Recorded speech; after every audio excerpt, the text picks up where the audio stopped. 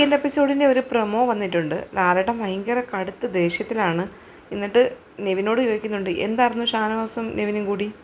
Intentionally ചെയ്തതല്ലെന്ന് Nevin പറയുന്നുണ്ട്. ഇത് intentionally അല്ലാതെ പിന്നെ ഇതെങ്ങനെയാണ് ചെയ്യുന്നതെന്ന് ലാലേട്ടൻ ചോദിക്കുന്നുണ്ട്. അനീഷ് എണ്ണീറ്റ് എന്നിട്ട് പറയുന്നുണ്ട്, എന്തോ ഒരു ബാധ കയറുന്ന മാതിരിയായിരുന്നു നെവിനിവിടെ പെരുമാറിയിരുന്നത്.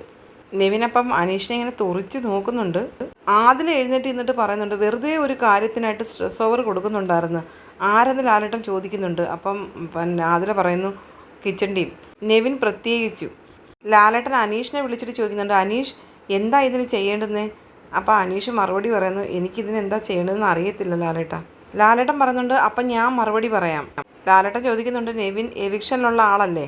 ഭയങ്കര ദേഷ്യത്തിലാണ് സംസാരിക്കുന്നത്.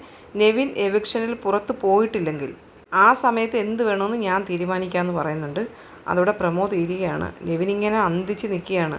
എന്തായിരിക്കും ലാലേട്ടൻ എടുക്കുന്ന നടപടിയെന്ന് അറിയത്തില്ല. എന്തായാലും ഈ ഒരു എപ്പിസോഡിനായിട്ട് നമുക്ക് കുറച്ച് മണിക്കൂറുകളൂടി കാത്തിരിക്കേണ്ടതുണ്ട്.